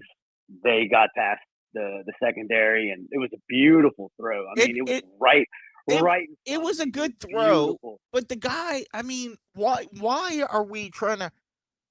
If you just play to stop a big, so if the defense didn't rush the quarterback and just played to stop a big play, we would have held them. They would have punted. Different ball game. 100%. And lunch on the goal line. That right there, it totally changed the dynamic of the game. Now I want to know because I saw the only replay on the Daxtronic Jumbotron, whatever you want to call it, the screen. And it's like, did he cross the goal line before? No. Out? Okay. I don't think so. I don't think he did. The problem. We couldn't really tell because for some stupid reason, we put 60 somewhat million into a stadium and don't have goal line cameras. The pylon cameras. But from the looks of it, honestly, it looked like he started to fumble the ball before he crossed the goal line. Okay. So look, that's cool. Yeah, I'll take it. The roughing the punter or running into the punter. I mean, like, God, why are we sending the house? Let's set up a return. But that's another thing, Richard. 100%. It's how many times in this game did we ask, why are we doing blank? Yeah. And it had nothing to do with the players and everything to do with the coaching. I disagree with that. Hold on. Wait. I disagree with that. That's when discipline comes into play. and we played extremely undisciplined football today. Well, I Okay, agree. okay, I but give you that. And me and Josh, as the game was happening in the fourth quarter, we reeled off like from the first quarter, onto the fourth. We named like event after event after event. That was an undisciplined play, whether it was underthrowing a wide receiver on a third and an important third down, or dropping a pass on an important fourth down, or running into the kicker in the goal line, where if you get the ball back in plus territory, you can go down late in the fourth quarter and have a chance to win the ball game. It was so much undisciplined play. And listen, guys, we're halfway through the season now, so that's something that you expect to happen from the first, second, third weeks of the season. This was homecoming at home against a team that you thought that you at least had a chance to beat. But like I said it 5 times tonight. Southern Miss gave us every opportunity to win this game. We never took advantage of any of those opportunities. And for the second week in a row, we had 0 points on the turnovers that we created. That's unacceptable. Damn. You can't. I didn't even realize that part. You can't, dude. You can't beat anybody doing that. That's unacceptable. No. What else, man? Look, Lunch held on to the ball too much, a lot. He had wide open receivers. He by the time he would pull the trigger half second late, a good bit. I'm watching the trees, the route tree, and I mean, bruh, he had some open dudes that he did. Look, I'm gonna call a spade, and I feel like Walker did have some good throws. He had some drops. That interception was awful. That was a bad throw, and as was Lunch's interception. I felt like Walker played almost identical to the Rice game. He probably was 1 of 4 with a pick, and 2 of those were drops. I don't know why you put him in right there. Like someone said, that's a slap in the face to Lunch. It truly is. But are you shocked? Because this is how we've coached from the seat of our pants the entire season. Yeah. No, I get it. Why don't they have the red trim on during the game? The Lord Stadium, the red trim is beautiful. The little lighting, the neon trim, they don't have it. Is it like an NCAA rule that you can't have that on? Look, it's because it looks like a racetrack, if I'm being honest with you. If you pass by down Bertrand or West Congress, it's because it looks like a racetrack. I'm being facetious. It doesn't look bad. Of course, it looks better than what we had at the whole Cajun Field with that one single column. But I'm just being funny. Oh, the Tower of Terror, the Tower of Terror elevator shaft. Yeah, you hope you go in the elevator and the thing just doesn't drop. No, but to be honest with you, it does look like a racetrack. Next time you pass by at night, on an off night, it looks like a racetrack. I respectfully disagree. I guess I see where you're saying it. I think it looks sharp. Both the corners lit up in red. And why don't we have it on? We have all this. We just opened up a $70 million facility or whatever, and we don't have it on. Brother, I could ask you a billion whys about why we don't do things here. That's just not one game had they. I think we had it on the first night, right? I think we had it on. I'm serious. I'm weird about this stuff. Okay, so we're Southern Miss is 3-1 against us since joining the league. Yeah. God damn, bro, we got to win. I get it. It's 3-1. It's not at least we got that one. But like these, this is a rivalry. You got to win these. You got to win these games, man. And they own us. Somebody tell our fans it's a rivalry because they didn't show up for it. So I don't think they get it. I don't know. Guys, can I say a couple of things that we didn't talk about tonight? Let Richard wrap up real quick, and then we'll excuse me, Richard. Go ahead, buddy. I'm sorry. No, you're good. The last thing someone did mention that are we playing the worst, the most difficult Sun Belt schedule starting in the first 4 games? Someone made that comment. The answer is 100% yes. 100%. But that's besides the point. I mean, we're playing like dog shit. Yeah, when you're picked to win the kind West, of the blind to leading the blind right now, man. Correct. When you're picked to win the West, you got to play better than that. But yeah. But no, it's been a tough schedule, that's for sure. Tough conference wise speaking. I'm not. The schedule was cupcake, and I cannot believe we're 2-5. Yeah. Oh my God, guys! I was like, we ain't going to a bowl game this year, brother. Jerry, I told you at Red, like, I think the last time I saw you, man, it may have been a week before this season. I'm like, dude, 10 wins guaranteed, bro. And you looked at me and you agree we'd be good. You were like, I don't know about 10 wins, but, I definitely 10 wins is possible. I was like, Jerry, this is a 10-win team, no questions asked. And now we're 2-5. I mean, I said we could run the table if we take care of business early on. And the problem is we started 1-3 with losses to Eastern Michigan and freaking Rice. So at that point, you have that sample size. At that, your 9 or 10 win prediction goes from that to, well, let's hope we can win 5 games. You're right. I mean, so it's crazy for us because I felt like the Rice game deflated any type of optimism we could have had this year. Like when we lost to Rice, dude. I was just totally taken aback by what I thought we could have been and what the reality was. And we are what we are. Guys. I've accepted I'm it. I've accepted it. But good talking to y'all. I wish it was under different conditions, but yeah, go occasion. We're so good to see you today, bud. Family stuff's going on, but we'll catch you next time. Dude, and I didn't even tailgate, man. I left my house at 3:20 today. 3:20, and I just walked to the stadium. I mean, I live like right behind it. Right. So, you wouldn't see me much. Well, you may see me in the stands. I would have told you what's up, but I had stuff to do pre-game. But hey, I was there until the end, so that's what matters. Anyway, later. Good talking to you, man. Jerry, you want to finish that thought before we go to Cole? You had asked about the atmosphere. I thought it was, you know what the atmosphere was tonight, Nick? And Cole, you can maybe agree with this. Part of it was apathy. I think some of it was like the crowd was very similar to Marshall, but I think it was the typical crowd of a 2-4 team where you want some hope going into the game, and it's homecoming. You hope to play well, and you're waiting for that moment for the crowd to really get into it, and that moment never really came. And I think once that moment never really came after halftime, whenever Southern Miss scored that 98-yard touchdown, people just started flooding out of the stadium. It's one of those games where you're waiting. You know what I mean? Like, right, Cole? Like you're waiting for that big play to happen. You're waiting for that score, and it just never comes. It just never shows up. So you've got this stadium of, I guess they announced 21. I'd probably say there was probably like 16 or 17 maybe. Sitting there waiting for a big play. Like we got inside. I mean, we got inside the 40 at least 3 or 4 times and didn't do much. We missed a field goal, turned the ball over. We fumbled on the goal line. I mean, we had some opportunities. It just, the moment never came. Cole, want to hear your final thoughts before we call it a night, brother. Well, this is what I'm going to say earlier. It's just that, listen, so the total yards in this game, Southern Miss had 363. We had 356 for a difference of 7 yards.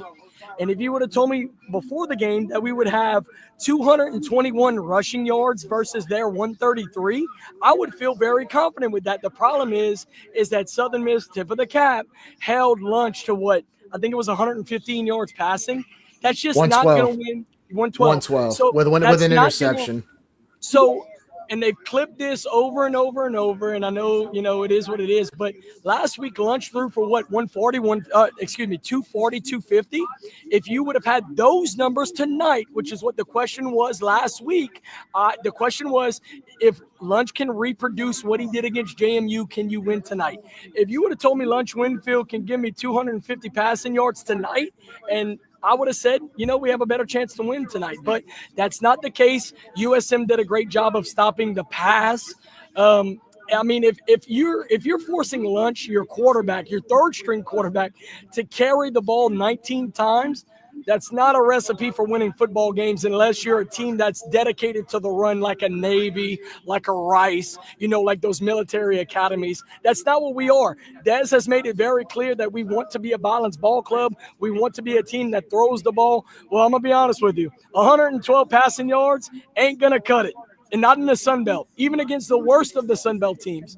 I mean, what did it take for Lunch to get the win against Marshall, who we thought going into that game was one of the worst teams? And I mean, it took a miracle. It took a miracle. It took 5 touchdowns within, I would say, 2 quarters when you take into account the overtimes, right? Quarter and a half, really. Yeah. Yeah, but that's what I'm saying. So we could easily we could be 1-6. We're sitting here talking about 2-5. The point is that the hope that was generated after last week was because we thought Lunch had a good repeat of performance after Marshall. I thought he played well against JMU. I'm not going to say he took a step back today. He's just being asked to do too much in this offense. If we're not going to be able to spread the ball offensively and rely on other players in this offense, I thought Zalin Perry did a good job today. But if other people are not going to step up, I mean, guys, I don't know if we'll win more than 3 or 4 games this year. I'm going to be very honest with you. I don't think so either, but you know what else too? We really haven't. I know we've talked about it, but I don't think we've really emphasized Jerry, it as much. I don't want to cut you off, but we got James Johnson here. He's the class of '64 USM with Paw the kids. Hello, can you boys hear me? Oh, I can hear you, James. What's going on, Jimmy? How are y'all doing tonight? We're great, man. What's going on? That's wonderful. Thanks for having me on the show. I've been listening for a while. I listened on my iPad and the Lazy Boy. And I just had a couple of things I had to say. Go for it, brother. As I sit here and I sip on my Metamucil and I eat these Biscoff cookies, I just have to know, what in the world was the head coach thinking putting in that quarterback right before the half? I've got to know. He was bad against Rice. I understand that his pedigree is good, but goodness gracious, what were they thinking? You know, James, I don't know what they were thinking. It's like when we, when 9/11 happened, we went after Iraq, and they had nothing to do with it. It's a mistake. I don't know. Yeah, I hear you. Well, I got you. Well, good game, boys. I appreciate you having me on the show. I just wanted to wonder about that because I just couldn't imagine what in the world they were thinking. It was just buffoonery. In my old opinion, it was buffoonery. Got a question for you. Do you love Werther's Originals? Is that good for you, Jimmy? I love Werther's. Big fan of Werther's. And I'm also a really, really big fan of the little peach rings that you get at the dollar store. That's awesome, man. That's awesome. Well, Jimmy, Hey, man. Hey, call anytime, brother. We enjoy having you on. Please do. Yes. I appreciate it. All right, brother. Wade, chill out, brother. I am joking, man. There is no way that is a real person. He gets so. Come on, Cole. No. Listen, if that is a real guy, he needs to call in on every radio show in Hattiesburg, Mississippi every he needs day. to call on our show every week. Dude, he needs to be doing commercials for cars. Like, if you got a car dealership in Hattiesburg, Mississippi, that man needs to be your first call. That was one of the best call-ins I've ever heard. And yes, I'm yelling because that's who I am. Good old Jimmy, man. Suck it. I mean, the first thought I came was I didn't think Truman Capote was a Southern Miss fan. He sounds kind of like Truman Capote a little bit. You even made him laugh. Oh, Jimmy. Hey, Truman Capote's a legend, okay? I'm just saying. Jimmy knows. Hey, that was Jimmy's time, right, Jimmy? That was your time, right? In Cold Blood? Hey, y'all see what Dez said about running the ball? No, I don't even care anymore. But go ahead. I want to hear this. If Will is in the chat and is listening to this, please ask Dez a follow-up question after this. But Fitz asked about why didn't he continue running the ball, and Dez says we can't run the ball every snap. We're trying to do everything we can to create offense. Throwing has to be part of that. Can somebody just please ask this man to throw a damn screen? Time out. One screen a quarter. Well, before you go, Jimmy, would you throw a screen pass? Are you boys talking to me? Yeah, would you throw a screen pass if you were us? A screen pass. Well, I tell you, I see plenty of screen passes watching Blake Anderson throw the ball. I swear we start with probably -4 yards every game. I love this guy. James, call in every game, brother. All right, you can now go, Jerry. Now you're allowed to go. How can I follow that? I can't follow that. We need to hire this guy. Maybe sign him to an NIL deal. James, you're awesome, brother. Get him in the portal. appreciate Come it. over to. Boys, I'm hanging it up. All right. I appreciate So- you hanging it up, brother. Dude, Look, I'm your biggest fan. Please get on social media in some capacity and He tag is. me. He's on Dude, James I will Johnson. follow you to the ends of the earth. Jesus send it to Christ, you. I love I'll that. send it to That you. is awesome. But I do look. God, I hate to get serious now because it is. That was awesome. Cool. One thing that does concern me, and obviously we have full of concerns, but I will say offensively, the offensive Jerry! line, my man, Jimmy, that's my man. The offensive line injuries. Go ahead, James. Talk to me. Talk to me. Sherry, I'm on the show, Sherry. Come quick, Sherry. Oh my goodness, I'm not muted. I'm so sorry, boy. It's okay. Oh Lord, have mercy. Goodness, I'm just embarrassed. As can Dude, be. if you have a You wife, can y'all need to call follow in me together. at James USM66. I would love to meet some new people on here. Feel free to follow. Which old folks home are you at in Hattiesburg? We'll meet you up there next time we go, brother. I actually don't. I don't live. Hang on, Sherry.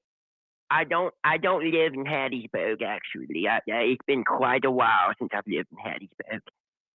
James, you made Cole fall out of his chair. What did I do? You made Cole fall out of his chair, brother. Goodness gracious, Cole. I'm very sorry about that. Oh man! All right, go, Jerry. Now you're allowed to go. Now, No, I was talking about the offensive line. I was talking about the offensive line here. I am curious about the injuries of the offensive line because we have like 6 or 7 guys out. I think Coach Des made a comment the other day that I think when he said when he meets with coaches, he kind of just asked the offensive line coach, like, do you like what do you have? Like, do you have enough guys to play? You know, so I am kind of wondering about that. About the offensive line as far as are we going to even have an offensive line in 2 or 3 weeks by the time this is all said and done? Because we had about 2 or 3 of them that went down today. The center went down. Another, I think Brian Williams almost had to get. I think he was getting carted off. Are we going to have a line by next week or the week after? We have death on the line. I'm not. I mean, we'll talk about that, I'm sure, next week. I don't know what the injuries look like or whatever, man. But at this point, Bryant Williams was in tears. Oh, he was getting hurt. carted off I the mean, field. he may Yeah, not play. That's this awful. season. Yeah, I know, think man. That's what it looked like. Just for the record. I think. Yeah, when Fordham went out, he's the center if I'm not mistaken, and kind of like the he calls the sets and whatnot. For sure. Yeah, I mean it's really bad. It's 4 wins probably at this point, and just with everything. Yeah. I'll just say the West is out of. I mean, I know it's just one loss in the West, but there was nothing this team has showed me. And we can attribute that to injuries, and we can talk about all that after the season's over. Was it talent? Was it injuries? Was it coaching? I think the talent's there. I think it's other things, but we can get into that after the season. I just, going into next week, just try to win the next game. That's all we can do at this point. Boys, it's, I sound somber. I mean, I look like I'm in a funeral home in James's house, but I think Jerry, I know you said we are what we are, but this is kind of it. Cole, did you want to add anything before we close it out? I did. And they're kind of going back and forth about some scores that are currently happening. There's some big things going on around, college football. I'm going to kind of bring this in. The question was about running the football. I mean, guys, just a reminder, we ran for 220 yards today at 4.1 yards a clip. I mean, that is good rushing football even with an offensive line that was mismatched, which I mentioned earlier in the postgame show. I don't think they got to the quarterback tonight either. Now, Lunch obviously is a run-around quarterback. It's hard to kind of bring him down behind the line of scrimmage. But I thought the offensive line, even with the injuries, and, we hope Brian Williams is good enough to go in the future. He was in tears, and it was bad to look at on TV. The point is that even with all the mismatching going on, I thought they played well enough to carry us to, I'm not going to say a win, but at least get us to the finish line to potentially have a win. The bottom line is that, one, we did not execute on turnovers. That is honestly the bottom line. For the second week in a row, what was it, 2 or 3 turnovers? I think it was 3, and you had 0 points on turnovers. That is not winning football. And I mean, I like that we ran the ball heavily in the third quarter, because that's the exact opposite of what we did against JMU. Now, granted, Zylan Perry was healthy, and like I told all of you, Zylan Perry is the X factor of this football team. When he is not willing and healthy to go, it's going to be a very long day, which is what we saw last week. Zylan was healthier this week. He had a very strong day with carrying the football. But bottom line is, we just did not do enough in the passing game, and it feels like we do one thing well, but not the other thing well. We do that well, and then we don't do this well. We have not played complementary offensive football all year long, and it reared its head tonight. I mean, we had 220 yards rushing, but we only had 112 yards passing. And if you're not a rushing football team like we talked about, that's not a recipe for success, even with the 3 turnovers that we created. I agree with you, brother. Real quick, we will take a time out, thank our sponsors, and then close it out, because I don't know about you boys, but I'm tired. I need to eat something if I'm drinking all this whiskey. Back in a second. We'd like to thank the following partners who make Rage and Review possible. Our title sponsor, the Best Stop Family Market, with locations in Katy and Baytown, Texas, Toledo Bend, Karen Crow, and of course the official location opened in 1986 in Scott. Visit the Best Stop and ask about the Rage and Review tailgate platters. Gulf Coast Bank, title sponsor of the Tailgate Show every Saturday, 3 hours before kickoff. Planet Radio 106.7, Lafayette Roofing, The Yard Goat, Yes Please Branding and Marketing, Old Time Grocery, Stride Safety Solutions, Eat Lafayette brought to you by Lafayette Travel, Rage and Hydration, and Dr. Brett Venable at Recovery Chiromed. And we'd also like to thank our Patreon sponsors listed here. For only $2 a month, you too could have early access to uncut interviews before they air here on our shows. You also get an exclusive Patreon icon next to your name on Cajun Threads, the official message form for Rage and Review. If you are interested in joining as a Patreon, visit us at patreon.com/rageandreview. Thanks to all of our corporate and Patreon sponsors for making this show possible. Plus, Lindsey Jensen, because I didn't add her yet. So we got to give a shout out to Lindsey Jensen. Let's try that again. Lindsey Jensen on the Patreon. Man, I'm telling you, the whiskey's starting to get to me. Cole, final thoughts on tonight's game. Guys, they've been talking about how they need us to beat Troy. These guys play ULM next week. We need them to beat ULM. This is true. Dude, y'all need us to beat Troy. We need y'all to beat ULM. Hey, let's be partners. So I think Hattiesburg likes the Saints as well. I think we're all in the same boat as it comes to the NFL. We are all losers on Sunday, baby. That's why you need to go to church and do the sign of the cross and pray for your soul. I love y'all. It's been a pleasure. I hope the future's bright for UL football, but I'll tell you this, as I say every week, Coach Q, where you at? Jerry, final thoughts. Yeah, no, basketball season can't come quick enough. We're less than 3 weeks away from tip-off, I believe. No, like I said, I'll stick with it. We are where we are. We're 2-5. Today was a day we needed to win this game. Today was a day where we really needed to make a point to possibly make a run. And now I saw what I saw enough, if that makes sense. I saw enough. So it is what it is. Like Cole said, we got the Saints tomorrow. We can all suffer together. So it is what it is, man. It is what it is.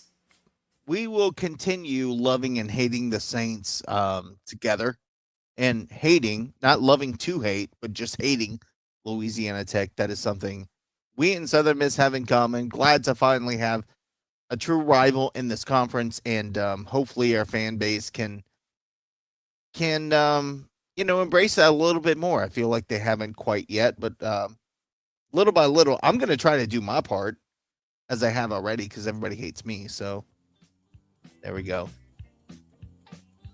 What's up, Will? Oh, look, Will Heron. By the way, before I go tonight, I will be meeting Will Heron tomorrow. Let me pop on saying hi to everybody. Tough loss today. I really like the first half. I saw the Walker Howard thing there. I caught that interception there going into the second half. A little confusing. We'll talk a little bit to Coach, telling about running the ball and things like that. I was listening to what you guys said, so always, I'm your guy. You ask the questions, I got your back. Thanks for letting me pop on. My boy Will Heron from News 15 hooking us up with some great content. I will be, as I was saying, I'll be seeing him tomorrow at I forget where it's at. I will put a tweet out tomorrow where to meet the 12-time world champion UL ski team. Water ski, baby. I know some USM fans will be like, oh, water ski national championship, whatever. Dude, they come from all over the world. They are the best of the best. Yes. They are in the Olympics. They're awesome people. So I will be there with Will tomorrow, welcoming them in from their 12th championship in water skiing. Proud of those folks as well. We'll have more later this week, of course. I appreciate the Southern Marshall fans from joining us tonight. And look, Southern Marshall thing will be over because we're not playing in football going forward, but it was fun while it lasted. For Josh, for Lane, for Cole, for Jerry, I am Nicholas. I appreciate all of you for joining us in tonight. It has been fun. Enjoyed the back and forth with the Southern Miss fans. And until next time, as always, we say, go Cajuns.